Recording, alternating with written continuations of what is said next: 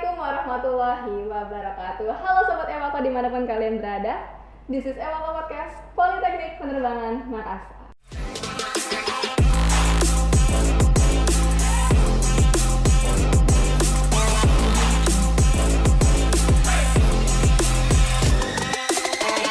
Oke, saya Ades Purwara selaku host Ewako Podcast, dan kali ini kita akan membahas seputar pentingnya bahasa Inggris di dunia penerbangan. Dan sekarang kita udah kedatangan narasumber kita. Selamat pagi Mbak, mungkin bisa perkenalan diri terlebih dahulu. Oke, selamat pagi. Terima kasih. Ini podcastnya Politeknik Penerbangan Makassar ya. Saya mungkin perkenalkan diri, saya Aditya Octaviani dan saya adalah salah satu dosen untuk mata kuliah bahasa Inggris, salah satunya di Politeknik Penerbangan Makassar.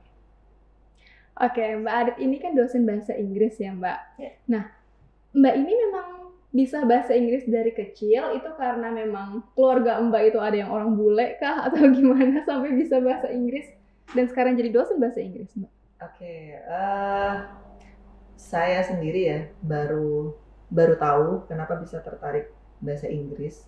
Itu mungkin karena ternyata eyang saya, nenek saya itu juga suka sekali belajar bahasa. Jadi dia dulu menguasai bahasa Belanda, bahasa Belanda dan bahasa Inggris.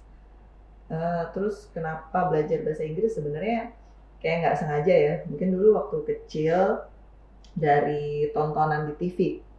Jadi dulu ada namanya tuh Sesame Street. Nah, itu kan dia tayangan yang banyak istilahnya nilai edukasinya untuk di bahasa Inggris gitu, ngajarin kita ngitung ataupun juga istilahnya kosakata dalam bahasa Inggris. Awalnya sih dari situ. Nah terus pada saat mau kuliah itu saya kan dari IPA nih sebenarnya. Nah pada saat itu di tahun saya lulus untuk memilih perguruan tinggi itu kalau dari IPA kita boleh milih mau yang jurusan IPA, IPS ataupun bahasa. Jadi waktu itu nyobain juga, ternyata lulus masuk di sastra Inggris.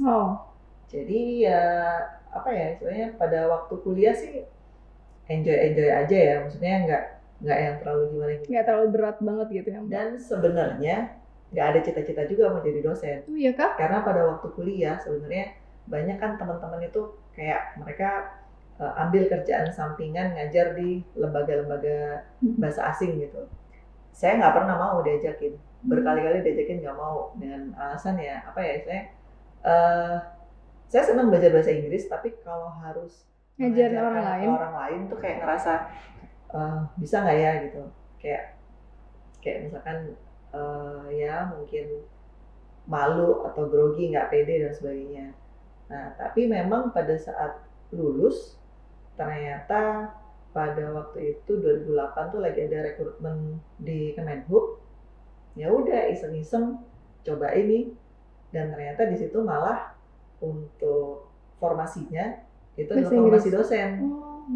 Jadi tapi dosennya ini spesifik bahasa Inggris? Iya. Oh iya. Karena memang persyaratannya itu memang harus S1 bahasa Inggris, pendidikan ataupun sastra. Jadi ya udah nyobain dan alhamdulillah lulus. Akhirnya datang ke waktu itu penempatannya udah langsung di Makassar ya. Tahun berapa itu Mbak? Saya TMT Desember 2008. Tapi baru ke Makassar itu 2009 kan, 2009 awal. Berarti baru banget ya fresh graduate gitu ya, langsung jadi dosen? Wah. Cuman waktu itu kan nggak langsung dosen ya kan, kita masih ya istilahnya asisten lah. Pertama banget ngajar berdiri di depan lab tuh, itu tuh satu badan tuh grogi, dingin. Apalagi waktu itu kan ternyata beda usia, usia antara saya sama Taruna yang pada saat itu saya ngajar itu cuma beda paling ya 3-4 tahun lah. Jadi kayak agak-agak sebaya gitu. Jadi kebayang kan groginya kayak gimana kalau misalnya depan anak TK sih masih pede gitu ya. Kita udah sama-sama, misalnya umurnya nggak beda jauh gitu. Jadi awal-awalnya tuh kayak gitu. Cuman ya lama-kelamaan karena udah makin terbiasa kan, terus kadang-kadang juga ngeliat juga di YouTube gimana sih cara mengajar gitu ya. Ngajar yang maksudnya bisa enak gitu, bisa fun, transfer knowledge-nya itu dapat, dan tapi untuk apa istilahnya atmosfernya itu Menegangkan gitu. ya nggak yang kaku gimana itu sih ya, emang gimana ya, bukan cita-cita tapi ya Takdirnya. gitu. Iya, memang kadang itu sesuatu yang dipaksakan lama-lama kayak kan kata orang-orang zaman sekarang kan bisa jadi apa yang kita pengen itu bukan yang terbaik dan apa yang kita nggak pengen itu justru yang terbaik buat kita gitu kan. Tapi memang kayaknya Mbak Adit ini udah diarahkan berarti ya dari orang tua ini. Dari kecil sudah dikasih tontonan yang beredukasi bahasa Inggris sampai akhirnya sekarang jadi terbiasa begitu. Apa ya, kalau diarahkan tuh sebenarnya enggak, karena maksudnya dulu tuh ya bebas sih, kepengen apa tuh bebas, mau kuliah jurusan apa tuh juga sebenarnya bebas. Dan sebenarnya pada saat itu tuh saya kan ikut tes lagi nih, ngambil kedokteran hewan karena kan emang seneng sama binatang. Lulus tapi ya nggak tahu sih, orang tua emang bilangnya udahlah nggak usah, terusin aja yang ini gitu.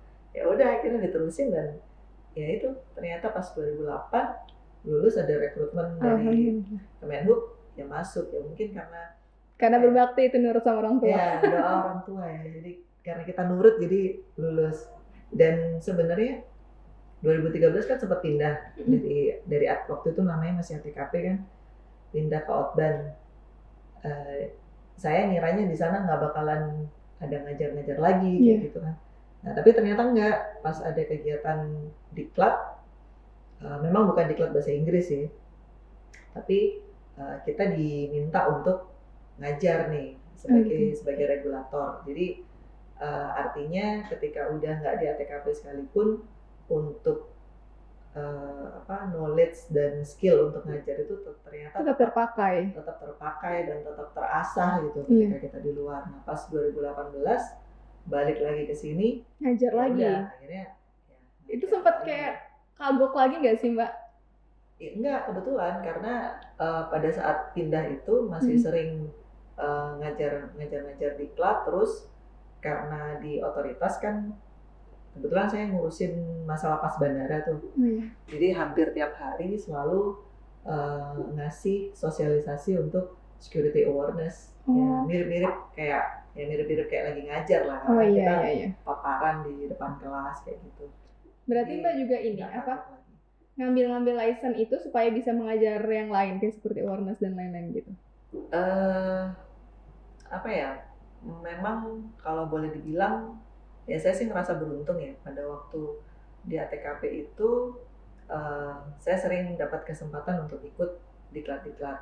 Terus pada waktu di Outbound juga sering diikutin diklat-diklat untuk yang istilahnya berbau teknis. Jadi akhirnya ya dengan kemampuan bahasa Inggris itu juga istilahnya kayak saling melengkapi gitu, istilahnya kayak saling mensupport gitu. Karena saling keterkaitan ya Mbak? Iya, jadi untuk kayak misalkan kan peraturan-peraturan di penerbangan, aneks, CSR itu kan rata-rata juga berbahasa Inggris kan.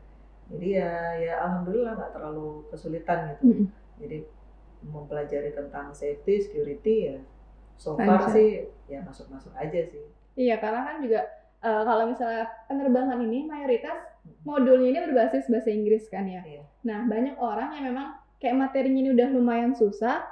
Nah terlebih lagi karena bahasanya ini, jadi dia tuh pelajarannya 2 kali, dia belajar bahasa Inggrisnya belajar ininya iya. Sedangkan Mbak udah punya 1 basic, jadi lebih cepat gitu ya menyerapnya. Istilahnya ya merasa lebih mudah gitu, merasa lebih mudah.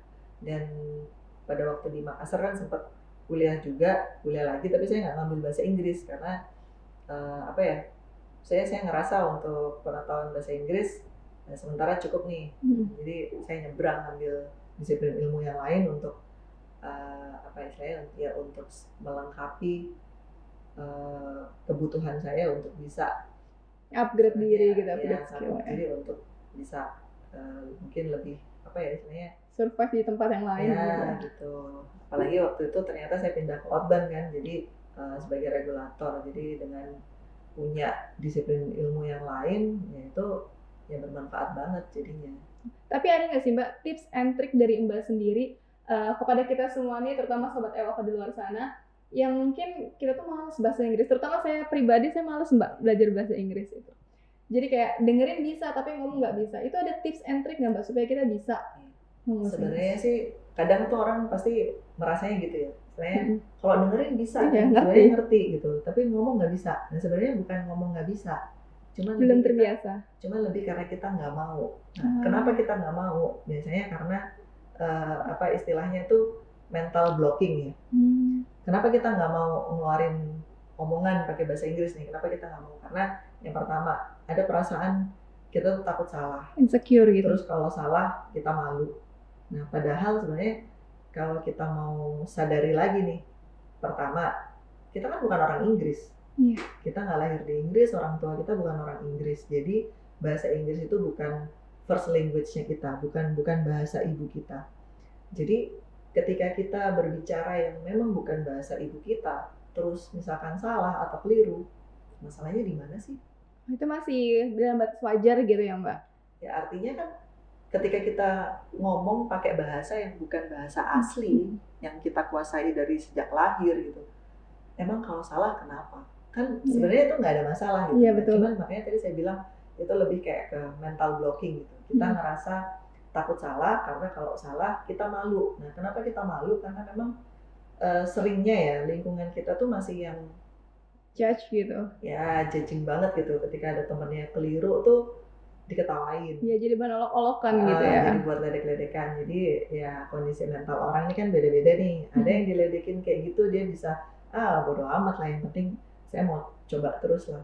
Tapi kan ada juga yang ketika udah diketawain satu kali udah nih akhirnya dia udah nggak mau sama sekali ngomong gitu. Jadi permasalahannya di situ sih, di mental blocking. Cuman ya kalau saya sih kayak misalkan kayak ke Taruna, saya selalu bilang gitu, orang bule ngomong bahasa Indonesia salah itu kan dia juga nggak apa-apa, itu kan wajar. Nah bedanya apa sama kita? Kita yang orang Indonesia ngomong bahasa Inggris terus salah, kan sebenarnya itu biasa aja, sama aja. Dan kayaknya istilahnya kalau orang Inggrisnya mungkin nggak ngejudge kita, justru yang ngejudge kita itu yang sama-sama orang-orang di lingkungan kita. Iya betul. Makanya kayak misalkan ya kayak di sini ya, kayak di kampus ini, kalau saya misalnya diskusi sama yang sesama dosen gitu, gimana sih supaya misalnya Taruna kita tuh jago bahasa Inggris? Ya kalau pengen mereka jago bahasa Inggris itu bukan cuma mereka yang disuruh belajar bahasa Inggris, tapi kita harus bikin lingkungannya itu adalah lingkungan yang mensupport mereka untuk mau untuk berinteraksi, berkomunikasi dengan bahasa Inggris. Karena apa sih yang akan membuat kita tuh mau berkomunikasi atau berinteraksi dengan bahasa Inggris? Yang pertama itu pasti ada rasa nyaman. Iya betul. Ketika kita nyaman berbicara dengan bahasa itu, ya pasti enak aja. Mau keliru, mau apa, orang mau bodo amat. Sebenarnya kadang kita ngeliat nih, apakah di medsos, dia artis atau selebgram yang sebenarnya kemampuan bahasa Inggrisnya itu minim juga gitu. Minim gitu, nggak jago-jago banget. Tapi dia ngerasa nyaman, dia ngerasa confidence. Salah pun dia ketawa-ketawa sendiri dan ternyata nggak ada masalah. Dan orang-orang kayaknya juga ya maklum-maklum aja, nggak apa-apa kok. Toh maksudnya dia kita masih bisa nangkep gitu. Nah jadi kayak misalkan di sini di lingkungan kampus ya, lingkungan akademik itu sih kalau menurut saya lingkungannya perlu diciptakan gitu, lingkungan yang mensupport untuk Taruna kita tuh bisa lancar bahasa Inggris. Caranya gimana? Ya jangan cuma Taruna yang disuruh bahasa Inggris, kayak pegawainya juga, semuanya. Gitu. Jadi semua yang ada di dalam kampus ini ya harus bisa mendukung itu. Artinya mendukungnya dengan cara apa ya? Mengimbangi dosennya, kemudian juga mungkin ya pengasuh, terus staf-staf lainnya. Itu sih, karena ketika lingkungannya nggak mendukung, Taruna nih misalkan dia misalnya pertanyaannya tuh, nah kan dia udah belajar bahasa Inggris nih. Iya, Taruna itu akan ngomong bahasa Inggris, akan berinteraksi dengan bahasa Inggris, tapi hanya pada saat jam pelajaran bahasa Inggris. Ketika jamnya udah selesai, ya karena lingkungannya akan kembali lagi ngomong pakai bahasa Indonesia dan mungkin bahasa daerah, ya pasti ya udah bahasa Inggris balik lagi gitu ya Mbak. Iya sih, memang faktor lingkungan itu penting banget. Jadi harus selalu apa ya, harus selalu di-trigger, Iya, sama kayak halnya orang Indonesia yang dia menetap atau kayak studi banding atau gimana ke luar negeri, itu kan kayak setahun 2 tahun dia tiba-tiba lancar bahasa Inggris. Itu kan mungkin karena faktor lingkungannya juga mendukung. Ya, karena dia di situ dalam tanda kutip kan terpaksa. Iya, Mau nggak mau, kalau misalnya dia nggak bicara pakai bahasa itu, nggak ada yang ngerti. gimana orang mau paham dia Iya, butuh betul. apa, dia kepentingannya apa, nggak akan bisa. Makanya emang ya setengahnya itu emang harus dipaksa. Iya, Dengan betul. cara apa ya? Dengan cara kita menghadirkan lingkungan Lingkungan. yang memang support gitu. Tanpa itu ya artinya ya taruna kita yang sudah bisa bahasa Inggris ya akan tetap bisa nih. Iya. Nah yang nggak bisa Ya mungkin akan stuck di situ. Motivasinya Kurang ya. nggak akan terbangun gitu. Tapi kalau kita trigger mereka, kita push mereka dengan menghadirkan lingkungan yang membuat mereka tuh mau nggak mau harus bisa. Kayak misalnya di pesantren kan, atau di international school kan, mau nggak mau. Iya, betul. Kalau dia ngomong bahasa Indonesia, artinya dia jadi asing sendiri justru ketika yang lainnya semua ngomong bahasa Inggris. Tapi kayaknya tingkat kesadaran masyarakat Indonesia saat ini juga udah mulai meningkat dengan adanya sekarang tuh di TK-TK, PAUD, bahkan kayak sekolah dasar itu pun sudah banyak sekolah yang berbasis internasional. Nah, bahasa kesehariannya itu sudah bahasa Inggris. Jadi kesadaran masyarakat Indonesia akan pentingnya bahasa Inggris untuk pekerjaan atau untuk di pendidikan saat ini itu udah cukup tinggi ya, Mbak? Harus. Nah, tapi Mbak, sekarang saya mau tanya, emang seberapa penting sih Mbak bahasa Inggris di dunia penerbangan kayak gini? Di penerbangan, ya udah jelas ya. Misalkan kita di penerbangan itu kita punya regulasi, ada regulasi nasional, ada internasional. Kalau kita bicara tentang yang internasional, udah otomatis semua regulasi, aturan, standar itu pasti akan bahasa Inggris. Tertulis dalam bahasa Inggris gitu. Nah, kemudian untuk di operasional, di bidang operasionalnya sendiri di industri penerbangan itu juga nggak lepas dari bahasa Inggris. Misalkan seperti pilot, juga ATC, mereka semua wajib untuk menguasai bahasa Inggris karena untuk mereka bisa mendapatkan license dan untuk mempertahankan rating itu mereka juga harus mencapai level minimal yang sudah ditentukan oleh IQ. Oh, jadi? Iya, kayak ATC tuh dia harus minimal level 4. Kalau dia di bawah itu, ya dia nggak akan bisa di operasional. Jadi istilahnya kalau dia udah bekerja nih, kemudian dia harus memperbarui ratingnya dan dia harus ujian ILP lagi dan ternyata dia dapat level di bawah level 4, ya artinya dia tidak akan bisa bekerja di operasional dulu. Gitu. Sampai dia bisa mencapai lagi ke level 4. Oh, jadi itu ada tahapan-tahapan memang ya Mbak sebelum dia dapat ujian license. Kan ujian license ini ada syarat-syarat yang harus dipenuhi, salah satunya itu bahasa Inggris yang tadi level 4. Nah, nanti saat dia sudah menjadi ATC misalnya, terus dia harus perpanjang license itu butuh persyaratan-persyaratan itu lagi. Ya, jadi kalau ILP dia mencapai level 4, nah itu nanti dia setiap 3 tahun dia harus ujian ulang ya, karena kan bahasa itu kan bukan kemampuan yang yang satu kali dikuasai terus untuk selamanya kan.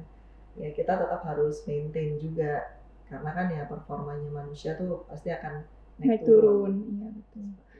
Oke, jadi sobat Ewa kan di luar sana, jadi kayak kita semua di sini yang sudah bekerja maupun yang belum bekerja memang harus tetap mempelajari bahasa Inggris karena itu memang penting banget. Jangan kayak karena kita sudah bekerja mikirnya sudah aman. Ternyata itu butuh tetap diasah ya, tetap harus menjadi kebiasaan kita supaya nantinya kalau saat ada keperluan seperti memperpanjang license atau ELP atau yang lainnya itu kita bisa langsung juga terpenuhi ya Mbak. Ya khususnya untuk kayak ATC dengan pilot kan memang mereka untuk radio telephone communication itu kan pasti harus bahasa Inggris kan. Itu termasuk di ini juga Mbak, di ground handling ya? Di ground handling, kalau ground handling sih enggak ya, karena kan maksudnya ya kecuali ground handlingnya ini dia melayani untuk maskapai asing nih, otomatis dia juga harus menguasai bahasa Inggris gitu. Tapi kalau misalkan kayak untuk kesehariannya mungkin enggak, tapi saya rasa sih kayak kalau misalkan di teknisi nih juga, nah itu kan misalnya untuk manual pesawat, logbook dan sebagainya itu kan semua juga dalam bahasa Inggris, nggak dalam bahasa Indonesia. Jadi apa ya istilahnya standar standarnya orang bekerja di industri penerbangan itu, kalau menurut saya ya bahasa Inggris itu adalah suatu kewajiban. Iya betul. Nggak bisa terelakkan gitu. Dan ini juga maksudnya bahasa Inggris ini juga buat upgrade diri kita tuh bagus banget, karena kan pekerjaan ini nggak cuma di Indonesia, apalagi dunia penerbangan. Kita bisa aja kayak merambah ke kancah luar negeri gitu dengan mempunyai skill atau basic bahasa Inggris ini. Dan kalau misalnya kita cuma stuck di bahasa Indonesia kayak misalnya yang tadi saya bilang ground handling, terus habis itu dia cuma ngomong sama sesama mekanik, sama engineer gitu dalam bahasa Indonesia, terus tiba-tiba mau ada perekrutan dari luar negeri asing gitu, itu kan bisa meningkatkan diri kita. Kalau misalnya ada salah satu skill yang kita tidak punya, itu sayang banget ya Mbak. Iya, ya pastinya. Nah, tapi Mbak, ada nggak kesulitan-kesulitan tersendiri dari Mbak untuk mengajar taruna Mbak? Kayak maksudnya Mbak kan dosen kan udah lumayan lama ini. Nah, sampai sekarang masih kesulitan juga? Kesulitannya pasti masih tetap ada ya. Kenapa? Karena ya ketika kita menghadapi kelas dengan istilahnya beragam ya, artinya level mereka itu nggak berada di satu level yang sama gitu. Ada yang mungkin mereka udah pengalaman pernah ikut kursus bahasa Inggris, jadi dia sudah punya bekal nih. Nah, sementara ada yang dia mungkin lemah. Nah, kesulitannya itu ya gimana sih kita bisa memotivasi, artinya yang sudah punya bekal nih, dia tetap termotivasi untuk mau belajar lagi, dia nggak bosen. Nah, kemudian untuk yang lemah ini gimana juga nih untuk bisa ngedorong dia untuk mau tertarik untuk bisa menerima bahasa Inggris, dan dia mau coba untuk berinteraksi dengan bahasa Inggris. Gimana cara membuat dia nyaman untuk belajar berinteraksi dengan bahasa Inggris, itu sih kesulitannya. Tapi selama ini Mbak pernah ada nggak Mbak? Tadi kan Mbak bilang katanya kalau IELTS itu harus minimalnya 4 gitu ya Mbak. Nah, pernah ada nggak Mbak selama ini yang Mbak pernah jadi dosen, terus ada yang pernah di bawah 4 dan itu dia harus tertunda untuk ujian license-nya? Banyak. Oh banyak Mbak? Dan itu langsung? Ya beberapa lah ya. Iya, langsung otomatis recheck begitu atau? Kalau saya pribadi ya, ini kan kemampuan bahasa nih yang nggak mungkin dikuasai dalam waktu 1 malam gitu. Jadi ketika misalkan hari ini nih dia diuji dan dia ternyata levelnya di bawah level 4, ya nggak bisa kalau misalkan besok kan udah mau langsung recheck. Saya sih nggak menyarankan. Jadi lebih baik mungkin dia ambil waktu 2 minggu sampai 1 bulan, ya dia lebih baik mungkin memperbaiki dulu, memperkuat dulu dia untuk kemampuan bahasa Inggrisnya, apakah itu dengan ikut kursus atau ya apapun lah usaha yang dia rasa perlu ya. Jadi kalau di IELTS itu kan ada 6 aspek nih yang dinilai. Nah, nanti kan dia bisa konsultasi juga dengan penguji atau dengan raternya. Saya tuh lemah di mana. Jadi nanti kami juga akan kasih saran. Mungkin kamu perkuat di sini. Karena kan kadang orang tuh ada nih yang dia lemah di semua aspek. 6 aspek, 6-6-nya lemah. Ada aspek juga apa aja itu Mbak? Yang pertama itu ada untuk vocabulary, jadi perbendaharaan kata, range-nya dia. Kemudian yang kedua itu ada structure. Structure itu berarti grammar, ya, tenses. Lalu ada pronunciation, bagaimana cara dia untuk mengucapkan, melafalkan. Terus ada fluency, seberapa lancar sih dia berbicara bahasa Inggris gitu. Kan ada orang yang bisa bahasa Inggris tapi ketika dia ngomong karena dia nggak terbiasa, jarang dipakai, jadi dia nggak lancar. Banyak kayak gitu. Terus ada comprehension. Comprehension itu pemahaman. Terus yang terakhir itu interaction. Interaction itu ya gimana interaksi dia dengan sama lawannya gitu. Ya, dengan lawan bicaranya atau dengan rater. Dan ke-6 aspek itu satu sama lain itu akan saling mempengaruhi. Misalnya nih, ketika orang itu perbendaharaan katanya itu range-nya luas nih, otomatis nanti dia fluensinya pasti bagus. Karena dia yang bikin kita nggak lancar ngomong itu kan kalau kita ngeblank, mau ngomong apa ya. Nah, tapi ketika dia kosakatanya banyak, kan akan lanjut terus ngomongnya. Jadi fluensinya akan dapat, comprehension-nya juga akan bagus karena dia bisa memahami dengan mudah apa sih yang mereka tanyakan, apa yang mereka sampaikan, dan dia bisa untuk reply, dia bisa untuk balas. Nah, tadi kan kata Mbak berarti dari 6 aspek ini paling penting itu vocabulary-nya. vocabnya? Kalau dibilang paling penting sih 6-6-nya tuh penting, tapi maksudnya uh, kalau menurut saya itu minimal ketika kita punya vocabulary range yang cukup, itu pasti akan membantu sekali gitu untuk di pronunciation juga. Kenapa ya? Karena kalau kita tahu kosakatanya, biasanya kita juga tahu bunyinya gimana. Jadi kita tahu bagaimana juga mengucapkan. Dan mungkin itu bisa dilatih dengan kayak setiap hari itu kita harus menghafalkan kayak 5 saja vocab ya Mbak? Bisa juga, tapi sebenarnya sih apa ya? Banyak sekarang nih banyak banget cara untuk belajar.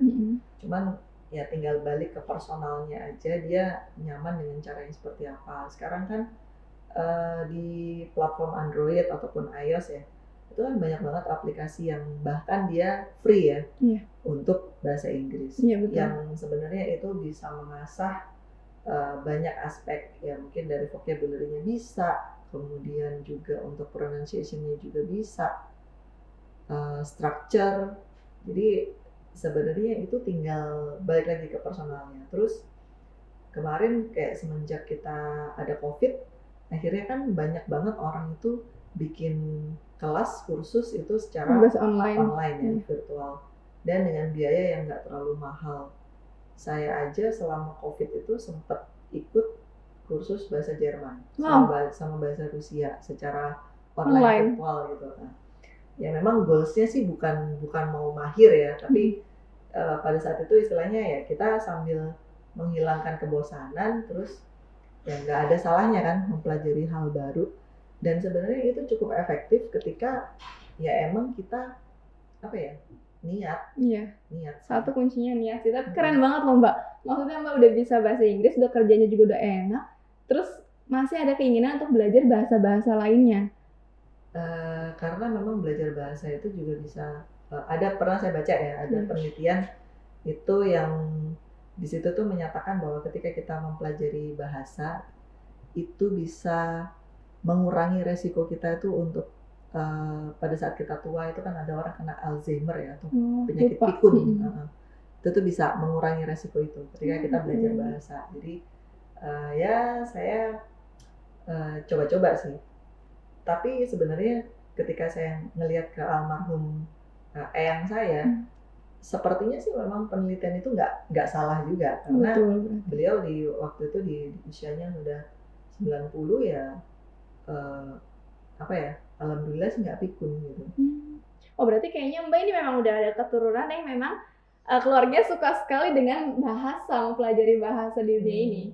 Gak juga sih, sepupu. Tapi itu kan bukan keturunan ya? Bukan lah, bukan. Jadi itu sih dulu juga karena saya tuh apa ya, saya senang traveling, terus pengennya itu pergi traveling sendiri gitu, dan memang saya pernah pergi traveling sendiri ya, walaupun masih di Asia ya, cuman kan paling nggak saya juga harus bisa mengandalkan diri sendiri, punya bekal bahasa Inggris. Makanya kenapa sebenarnya kayak tertarik untuk belajar bahasa, sebenarnya salah satunya itu sih.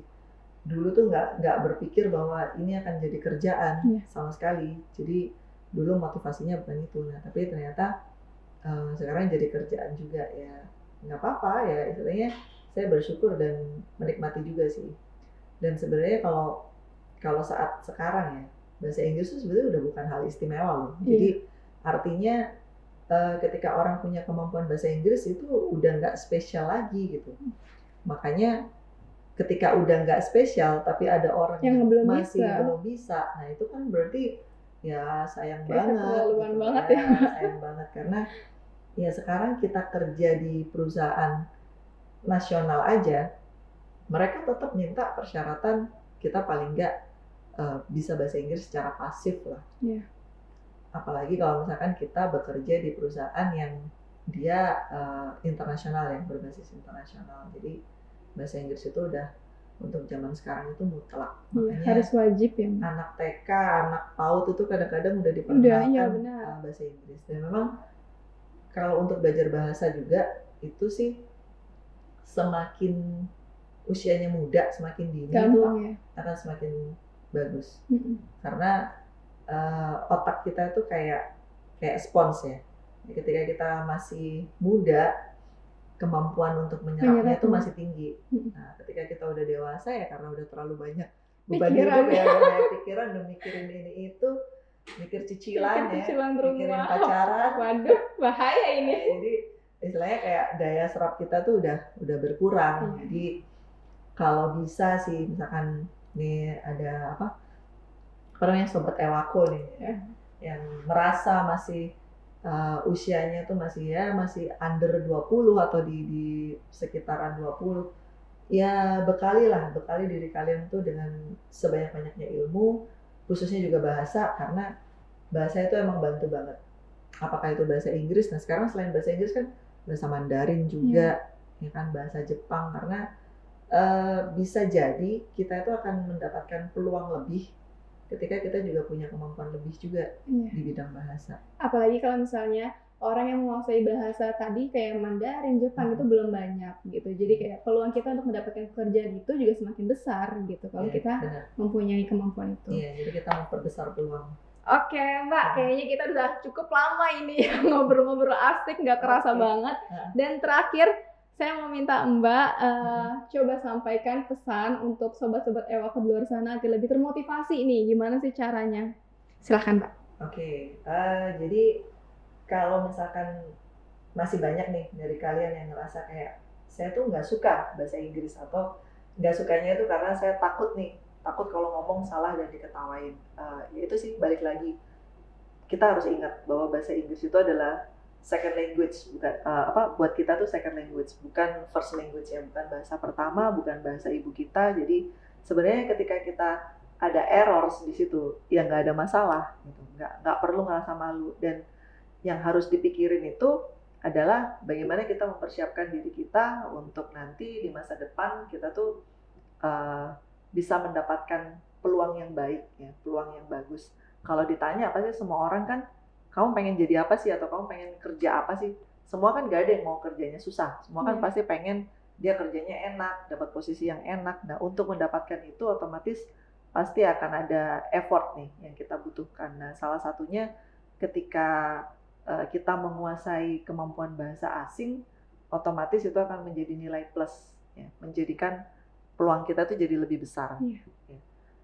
Dan nggak perlu lagi untuk merasa malu, merasa takut bicara bahasa Inggris, karena itu tadi ketika orang bule ngomong bahasa Indonesia salah aja nggak ada yang ngehukum kok. Nah, apa bedanya juga dengan kita gitu? Kita ngomong bahasa Inggris salah, emang kenapa? Emang bakal ada yang ngehukum, ada dendanya kan? Nggak ada. Jadi kalau kalian misalkan suka dengerin musik, lagu berbahasa Inggris, suka nonton film juga yang berbahasa Inggris, itu sebenarnya bisa jadi sarana kalian untuk belajar. Belajar kan nggak harus kayak depan buku, baca kamus. Nah, dengan melakukan hal yang kita suka, kita juga bisa belajar. Yang penting tahu caranya. Dan YouTube banyak banget loh sekarang. Mau cari bahasa apa sih di YouTube itu ada semua gitu. Dan itu sangat-sangat membantu. Sudah semakin dipermudah dengan kemajuan teknologi. Iya, jadi kalau misalkan kalian nih sobat Ewako yang di luar sana ada yang masih nggak bisa bahasa Inggris, aduh udah deh, itu tuh sayang banget gitu. Mendingan jangan buang-buang waktu. Kalau misalkan kalian itu tipe orang yang bisa belajar mandiri, ya kalian bisa belajar dengan menggunakan aplikasi dan menggunakan YouTube. Tapi kalau misalkan kalian itu orang yang kalau belajar harus ada bimbingan, ada mentor, ya ikutlah kursus. Mungkin nggak usah terlalu lama, ikut kursus 3 bulan, selebihnya belajar dengan menggunakan aplikasi YouTube. Saya rasa itu pasti akan skill kalian itu pasti akan bertambah, pasti akan berubah. Intinya sih buang mental blockingnya tuh. Jangan ngerasa saya tuh nggak bisa bahasa Inggris, atau saya dilahirkan diciptakan tidak untuk bicara bahasa Inggris. Itu salah besar. Itu salah besar, itu nggak ada. Jadi buang mental blockingnya. Gitu aja sih. Oke, keren banget bahan dari Mbak Adit. Jadi di sini saya juga pengen nyampein buat Sobat Ewako, lebih baik malu lalu berhasil daripada malu terus gagal. Jadi lebih baik kita malu mencoba terus nanti ujung-ujungnya berhasil, daripada kita malu nggak bisa sama sekali, tidak mencoba terus gagal, kayak gitu ya Mbak ya. Oke, keren banget Sobat Ewako di luar sana. Sekian pembahasan dari kami dan sampai jumpa di episode selanjutnya. Bye-bye.